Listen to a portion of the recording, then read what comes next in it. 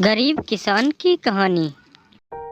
एक गांव में एक गरीब किसान, उसकी पत्नी और उसकी बेटी रहा करते थे। वो बहुत ही गरीब थे।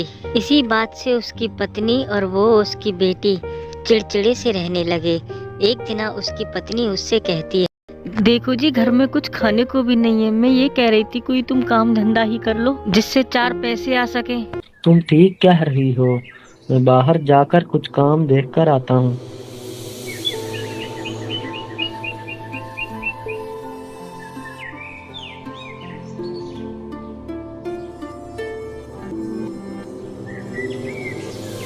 क्या बात है भाया, तुम कुछ परेशान लग रहे हो और कहाँ जा रहे हो? अरे भाई, परेशानी की तो बात है। घर में कुछ खाने को भी नहीं है और काम भी नहीं है। निकला हूँ घर से काम की तलाश में। अरे तुम एक काम करो, अरसलान सेठ के पास जाओ और उसे अपनी कहानी सुना देना। वो तुम्हें जरूर कोई ना कोई काम दे देगा। क्या सच में? तो फिर ठीक है, मैं अभी उसके यहाँ जाता हूँ। अस्सलाम वालेकुम अरसलान सेठ साहब। वालेकुम अस्सलाम। अरे कौन हो तुम? मैं तो तुम्हें नहीं जानता। सेठ जी, मुझे गोपी ने भेजा है। मैं गरीब इंसान हूँ और मेरे घर खाने को भी कुछ नहीं है। यहाँ पर तुमने कोई खराती खाना समझा हुआ है जो आ जाते हो मुंह उठा के चलो जो यहाँ से। खामोश हो जाओ बेटा, ये यहाँ खुद नहीं आया, इसको यहाँ इसकी मजबूरी लेके आई है। अरे पापा, मैं जानता हूँ इन जैसे लोगों को, ये पैसों के लिए कुछ भी कर सकते हैं। अरे भाई, तुम्हारा मसला क्या है? तुम्हें कौन सी मजबूरी मेरे पास लेके आई है? मेहरबानी करके मुझे कोई काम दे दें ताकि मैं अपने घर के बच्चों का पेट भर सकूं। पापा, आप इसकी बकवास क्यों सुन रहे हैं? भगाइए इसको यहाँ से। तेरे जैसे लोगों को मैं बहुत अच्छे तरीके से जानता हूँ, ये पैसों के लिए कुछ भी कर सकते हैं। चले जाओ यहाँ से, कोई काम नहीं है तुम्हारे लिए। नहीं नहीं सेठ जी, मेरे यकीन कीजिए, मैं बहुत गरीब इंसान हूँ। मैं बहुत उम्मीद लेके आपके पास आया हूँ। प्लीज मुझे कोई नौकरी दे दीजिए। मेरे बच्चों ने 3 दिन से कुछ भी नहीं खाया। चले जाओ इधर से, तुम्हारे लिए यहाँ कोई काम नहीं है।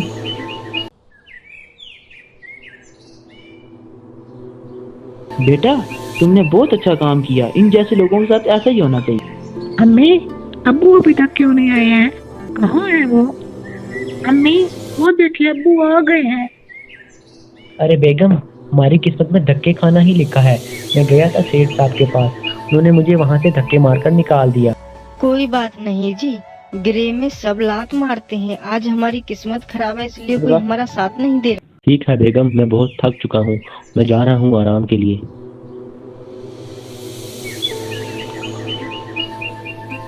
अरे ये क्या, बारिश शुरू हो गई। अरे ये तो वही सेठ जी हैं जिनके घर में काम मांगने गया था। लगता है ये बारिश से बहुत परेशान है। अरे सेठ जी, आप मेरे घर आ जाइए। जब बारिश रुक जाएगी तो आप अपने घर चले जाना। अरे ये तो वही आदमी है जो मेरे घर काम मांगने आया था और मैंने इसको घर से भगा दिया था। चलो बारिश रुकने तक मैं इसके घर इंतजार कर लेता हूँ। सेठ साहब अंदर आ जाइए।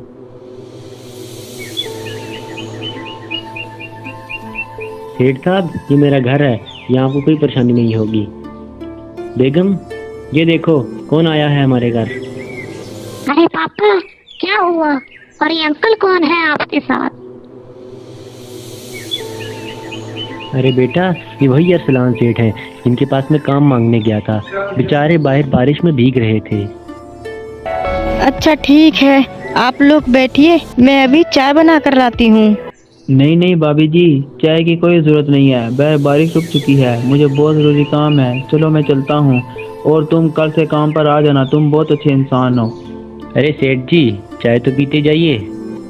अरे नहीं भाई, चाय की कोई जरूरत नहीं है। मुझे बहुत जरूरी काम है, मुझे जाना होगा और तुम कल से दुकान पर आ जाना।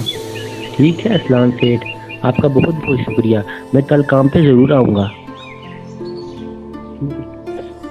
देखा बेगम, अरसलान सेठ इतने भी बुरे नहीं हैं जितना हमने सोचा था। उन्होंने मुझको नौकरी देकर हम पर बहुत बड़ा एहसान किया है।